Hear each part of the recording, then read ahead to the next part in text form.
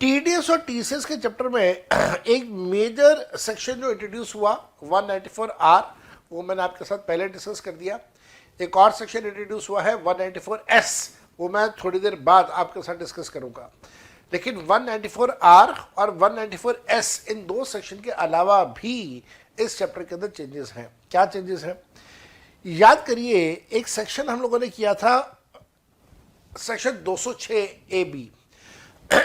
यह सेक्शन कहता है कि अगर एक व्यक्ति अपनी आईटीआर सबमिट नहीं कर रहा है तो फिर उसके ऊपर जो टीडीएस का रेट होगा वो ज्यादा वाला रेट अप्लाई होगा। एक तो कंसेप्ट हमने ये किया था कि अगर कोई व्यक्ति अपना पैन नंबर सबमिट नहीं करता तो उसके ऊपर जो टीडीएस है वो 20% के हिसाब से होगा, या फिर the rate which is given under the law whichever is higher. इसी प्रकार से पिछले साल कंसेप्ट इंट्रोड्यूस हुआ था कि अगर एक व्यक्ति अपनी आईटीआर सबमिट नहीं कर रहा है और पिछले 3 सालों की अगर उसने आईटीआर सबमिट नहीं करी है, 3 सालों की आईटीआर, और सभी सालों का अगर उसने आईटीआर सबमिट नहीं करा है तो फिर उसके ऊपर जो हायर टीडीएस का रेट अप्लाई होगा। अब कई बार ये हैरानगी होती है कि सरकार ने सेक्शन अभी तो बनाया, पिछले साल ही तो बनाया, जो पिछले साल सेक्शन बनाया उसके अंदर भी अमेंडमेंट की जरूरत पड़ गई। आप सब समझिए इस बात को कि हम लोगों ने अलग अलग लेवल्स पे, कॉलेज लेवल पे भी, फाउंडेशन लेवल पे भी, इंटरमीडिएट लेवल पे भी इंडियन कॉन्ट्रैक्ट एक्ट पढ़ा, सेल ऑफ गुड्स एक्ट पढ़ा, नेगोशिएबल इंस्ट्रूमेंट एक्ट पढ़ा, और पता नहीं और कितने कानून जो अंग्रेजों के बनाए हुए कानून हैं। इंडियन कॉन्ट्रैक्ट एक्ट 1872, आज हम लोग 2022 खत्म करके 23 में है, 150 साल से ज़्यादा हो गए। कैलकुलेट करके देखो, 2023 माइनस 1872, 151, 151 ईयर्स हो गए। अंग्रेजों ने आज से 150 साल पहले कानून बनाया था कॉन्ट्रैक्ट एक्ट का, जो आज तक रेलेवेंट है, आज तक हम लोग पढ़ते आ रहे हैं, और कोई चेंजेस नहीं, कोई बदलाव नहीं। इतना अच्छा, इतना जिसे कहते हैं कि दूरदृष्टि वाला कानून बना हुआ है कि अंग्रेजों ने 150 साल पहले ही वो सारी सिचुएशन सोच ली, समझ ली, उनका कानून बना दिया जो आज तक रेलेवेंट है, और आज आप उसके अंदर कोई अमेंडमेंट भी नहीं होता। एक तो अंग्रेजों का बनाए हुए कानून, एक हमारी बीजेपी सरकार के बनाए हुए कानून। पिछले साल सेक्शन बनाया, इस साल अमेंडमेंट की जरूरत पड़ गई। तो फोरसाइटेडनेस, दूरदृष्टि है ही नहीं। आज का कानून बना लो, कल की कल देखेंगे। जैसे गली मोहल्ले के अंदर क्रिकेट खेलते हैं ना लड़के सारे मिलके, और डेली बेसिस पे वो गली मोहल्ले के रूल्स चेंज होते हैं, वैसे कानून बनता है बीजेपी सरकार का। So TDS for non filer of ITR at the higher rate, section 206 A B क्या कहता है, स्पेसिफाइड पर्सन के लिए अप्लाई होगा। स्पेसिफाइड पर्सन कौन है? A specified person is a person who has not furnished ITR for immediate preceding assessment year। आपको याद होगा पहले यहाँ पे लिखा हुआ था immediate preceding 3 assessment year, अब वो 3 हटा के इन्होंने immediate preceding कर दिया। मतलब पिछले साल की अगर आपने ITR सबमिट नहीं करी है तो इस साल आपके ऊपर हायर TDS का रेट अप्लाई हो जाएगा। दोबारा पढ़िएगा, who has not furnished ITR for immediate preceding assessment year and the time limit for filing of such ITR has expired। 139(1) के अंदर जो ड्यू डेट है ITR सबमिशन की वो खत्म हो गई, वो बीत गई, और ITR अभी तक सबमिट नहीं करी है तो हायर TDS का रेट अप्लाई हो जाएगा। साथ साथ में दूसरी कंडीशन है that the aggregate amount of TDS and TCS should be 50,000 पे और मोर इन दैट प्रीसीडिंग ईयर। तो उसी साल, उसी पिछले साल में, पिछले असेसमेंट ईयर में TDS और TCS का अमाउंट 50,000 से ज़्यादा हो और आपने पिछले साल की ITR सबमिट ना करी हो तो आप बन जाते हैं स्पेसिफाइड पर्सन, और स्पेसिफाइड पर्सन के लिए अप्लाई होता है 206 AB। मेरे बेटा, जैसे 206 AB आया था TDS में, बिल्कुल उसी प्रकार से 206 AB जैसा ही सेक्शन आया था TCS में। देखो मैंने TCS भी आपको दिया है यहाँ पे। कहाँ है भाई TCS भैया, जल्दी सामने आ जाओ। TCS भैया कहाँ छुप गए? ये रहे जी, TCS भैया भी सामने आ गए। देखिए TCS में भी ये कंसेप्ट आया था, TCS में भी ये कंसेप्ट आया था, सेक्शन 206 CCA वहाँ पे भी ये कंसेप्ट आया था स्पेसिफाइड पर्सन वाला, वहाँ पे भी इन्होंने बदलाव कर दिया कि स्पेसिफाइड पर्सन कौन होगा, स्पेसिफाइड पर्सन वो होगा जिसने ITR सबमिट नहीं करी है for the immediate preceding assessment year, और ITR सबमिट करने का टाइम पीरियड बीत गया है, साथ साथ में TDS और TCS का जो एग्रीगेट अमाउंट है वो 50,000 या 50,000 से ज़्यादा का है। तो TCS और TDS दोनों में कॉमन अमेंडमेंट इन्होंने कर दिया, 3 साल की ITR चेक नहीं करनी है, आपको चेक ITR सिर्फ 1 साल की करनी है, और उसी के बेसिस के ऊपर डिसाइड होगा कि साहब हायर TDS लगाना है या हायर TCS लगाना है या नहीं। तो ये एक बदलाव आया which I believe is one small minor बदलाव, this is not a major बदलाव। अगर आप इसे इग्नोर भी करना चाहें तो कर सकते हैं, हो सकता है मल्टीपल चॉइस क्वेश्चन में पूछ ले, otherwise chances are very very bleak, बहुत बहुत कम चांसेस हैं। बस एक और इन्होंने बदलाव ये कर दिया कि 206 AB नाम का ये जो सेक्शन है हायर TDS वाला, ITR वाला, ये कहाँ कहाँ पे अप्लाई नहीं होगा, उसके लिए इन्होंने एक लिस्ट जारी कर दी है by giving a circular in November 2021। Circular आया था जून 2021 में और सर्कुलर नंबर था 11 ऑफ 2021। इसके अंदर इन्होंने लिख दिया कि सब सेक्शन 206 AB का जो हायर TDS वाला कंसेप्ट है वो अप्लाई नहीं होगा under section 192 TDS on salary, 192A TDS on withdrawal from the recognized provident fund within the period of 5 years before death, 194B that was TDS on winning of lotteries, 194BB is TDS on winning from race horses, 194IA is relating to the purchase of immovable property, 194IB is related to TDS and rent, जो rent हम लोग वो पे करते हैं जहाँ पे वो 50,000 की लिमिट आती है। Then 194M is related to any commission, agent, broker, professional payments, जहाँ पे भी 194C 194J अप्लाई नहीं हो पाता है, तो 194H अप्लाई नहीं हो पाता, वहाँ पे 194M आ जाता है। And then TDS on cash withdrawals from banks and post offices 1 crore से ज़्यादा वाला।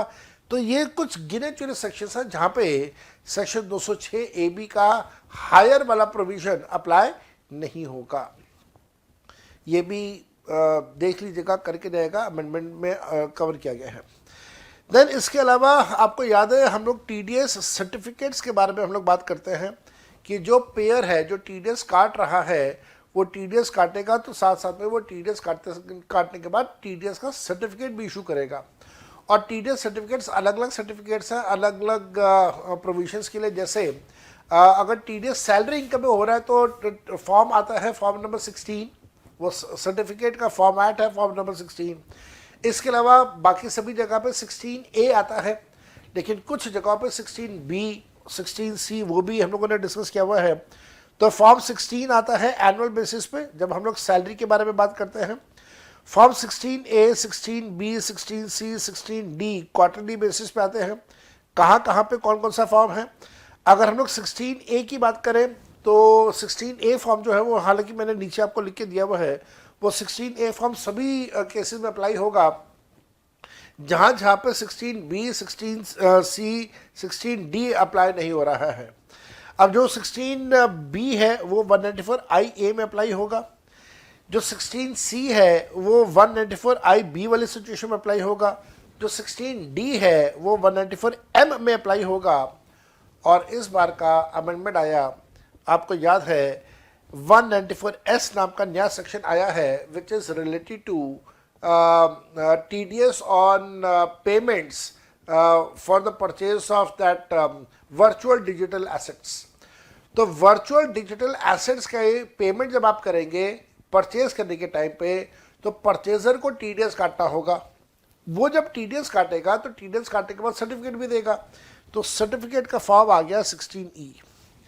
तो 16E इस बार का नया फॉर्म है 16E, क्वार्टरली बेसिस पे सबमिट होगा क्वार्टरली बेसिस पे सबमिट होगा, no issues at all. Quarterly और टाइम पीरियड क्या रहेगा, जो फॉर्म 16A का टाइम पीरियड था वो इसके लिए भी अप्लाई हो जाएगा। फिर टीडीएस की रिटर्न सबमिट करनी है, बिल्कुल करनी है साहब। जब टीडीएस की रिटर्न सबमिट करनी है तो टीडीएस की रिटर्न सबमिशन करने के लिए उसका भी एक प्रॉपर फॉर्मेट है। तो अगर 194S नाम का सेक्शन है जहां पे टीडीएस हो रहा है ऑन वर्चुअल डिजिटल एसेट्स, तो 194S के केस में रिटर्न फंड भरने के लिए फॉर्म यूज होगा 26QE। याद कर लीजिएगा, मल्टीपल चॉइस क्वेश्चन एमसीक्यू के अंदर ये पूछा जा सकता है। एक और बहुत मेजर अमेंडमेंट जो है, मैं कहूँगा कि एग्ज़ाम के पॉइंट ऑफ व्यू से बहुत इंपॉर्टेंट, एग्जामिनर इसको पूछेगा, पूरे चांसेस है, probabilities are very high, very important. I will say every student must do this, very important, and that is 194IA। 194IA में आप याद करें, हम लोग करते हैं कि परचेज ऑफ इमूवेबल प्रॉपर्टी। आपने कोई ज़मीन जायदाद परचेज करी है, कोई प्रॉपर्टी परचेज करी है जिसकी कीमत 50 लाख रुपए से ज़्यादा है, तो आप एज अ परचेजर पैसा पे करेंगे ना। तो जब आप पैसा पे करेंगे तो आपके ऊपर ऑब्लिगेशन लगाया गया कि आप पैसा देने से पहले टीडीएस काटें और उसके बाद ही आप बाकी का पैसा रिलीज करें। अब वहां पे हमारे पास लिमिट आती है 50 लाख रुपए की। ये जो 50 लाख की लिमिट है, ये लिमिट किस चीज की थी? ये लिमिट थी कंसिडरेशन की। आपकी प्रॉपर्टी है, आप प्रॉपर्टी बेच रहे हैं, मैं खरीद रहा हूं, तो हमारे बीच में, हम दोनों के बीच में जो दाम, जो प्राइस फिक्स हुआ, वो उस प्राइस के ऊपर टीडीएस होता है। मान लीजिए आपने कहा जी मैं तो 75 लाख की बेचूंगा, मैं भी एग्री कर जाता हूँ, ठीक है जी 75 लाख की परचेज करूंगा, तो हमारे बीच में कंसिडरेशन कितने का? 75 लाख का। तो टीडीएस कितने पे होगा? 75 लाख पे होगा, क्योंकि ये अमाउंट 50 लाख से ज़्यादा है। अब यहाँ पे एक क्वेश्चन ये आता था और मेरे को बड़े अच्छे से याद आता है, मेरे एक बैच के अंदर एक स्टूडेंट ने पूछा भी था कि sir what about stamp duty value, और मैंने कहा था नहीं यार, स्टैम्प ड्यूटी वैल्यू का कहीं पे कोई जिक्र नहीं है। और देखो कमाल की बात, 2022 बजट के अंदर या फाइनेंस एक्ट के अंदर निर्मला सीतारमण ने अब यहाँ पे अमेंडमेंट डालते हुए कहा कि हम सिर्फ कंसिडरेशन को चेक नहीं करेंगे, हम साथ में स्टैम्प ड्यूटी वैल्यू को भी चेक करेंगे। ये सेक्शन की एप्लीकेबिलिटी कब होगी? सेक्शन की एप्लीकेबिलिटी होगी जब कंसिडरेशन 50 लाख से ज़्यादा हो। अब निर्मला सीतारमण ने कह दिया कि साहब कंसिडरेशन भी 50 लाख से ज़्यादा होना चाहिए, स्टैम्प ड्यूटी वैल्यू भी 50 लाख से ज़्यादा होना चाहिए, दोनों 50 लाख से ज़्यादा होने चाहिए, तो हम लोग ये सेक्शन की अप्लाई करेंगे। आओ ज़रा देखें, जो लिमिट है 50 लाख की लिमिट, उसमें कहाँ पे क्या बदलाव आया? बदलाव ये आया, ध्यान से देखिएगा, बदलाव ये आया कि जो टीडीएस का रेट है, वो टीडीएस का रेट 1% पहले भी था, अब भी है, लेकिन पहले हम लोग बात करते थे कि 1% will be on the consideration. अब हम लोग कह रहे हैं 1% will be on the higher of. किसका हायर? जो भी आपका कंसिडरेशन है वो, and that will be compared with the stamp duty value, जिसका कंपैरिजन हम लोग पिछली बार तक नहीं कर रहे थे। अब स्टैम्प ड्यूटी वैल्यू का भी कंपैरिजन आपने करना है। एग्जेम्पशन मिलेगा? बिल्कुल मिलेगा जी, बिल्कुल मिलेगा। अगर आपकी दोनों के दोनों सेल कंसिडरेशन और स्टैम्प ड्यूटी वैल्यू दोनों की दोनों अगर 50 लाख से कम है, तो फिर टीडीएस के प्रोविजन अप्लाई नहीं होंगे। शायद मैंने भी ये पहले जो था वो ये बोला था कि दोनों 50 लाख से ज़्यादा होंगे तो फिर ये वाला सेक्शन अप्लाई होगा। वहाँ पे मैं करेक्शन करना चाहूँगा, अगर स्टैम्प ड्यूटी वैल्यू या कंसिडरेशन में से कोई एक वैल्यू भी 50 लाख से ज़्यादा हो गया तो टीडीएस के प्रोविजन अप्लाई होंगे। अगर मान लीजिए दोनों वैल्यूज ऐसी हैं जो 50 लाख से कम है, तो फिर टीडीएस के प्रोविजन अप्लाई नहीं होंगे। जैसे अगर मैं यहाँ पे एक आपको पॉइंट ये वाला मैं ऐड ऑन कर दूँ, आप लोग भी लिख लीजिएगा, जहाँ पे आपको जगह मिले आप लोग भी लिख लीजिएगा, अंडरस्टैंडिंग थोड़ी सी बेटर हो जाती है। मान लेते हैं ये मैंने सिचुएशन 1 दे दी, ये सिचुएशन 2 दे दिया, ये सिचुएशन 3 दे दिया। मैंने कहा कि साहब स्टैम्प ड्यूटी वैल्यू जो है ये है 40 लाख रुपए, लेकिन हाँ ठीक है, और सेल कंसिडरेशन जो है वो है 48 लाख रुपए।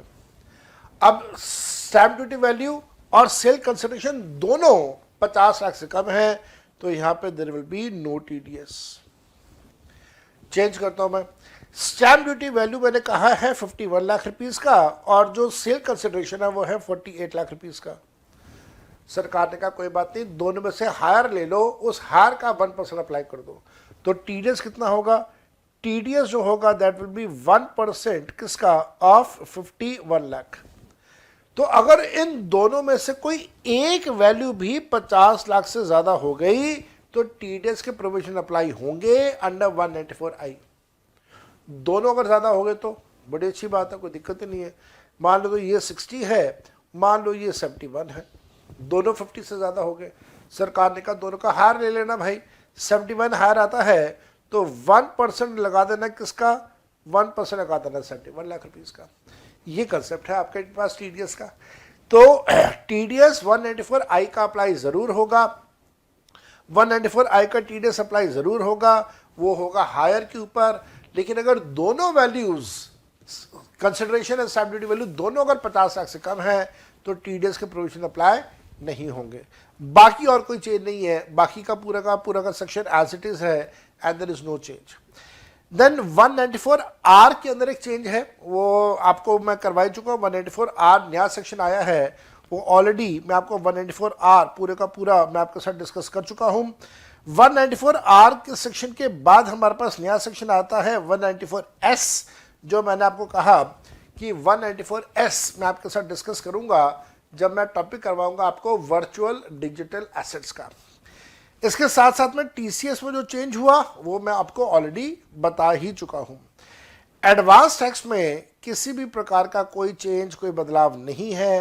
And then we have seen an introduction of new chapter, that is a chapter of VDS, virtual digital assets.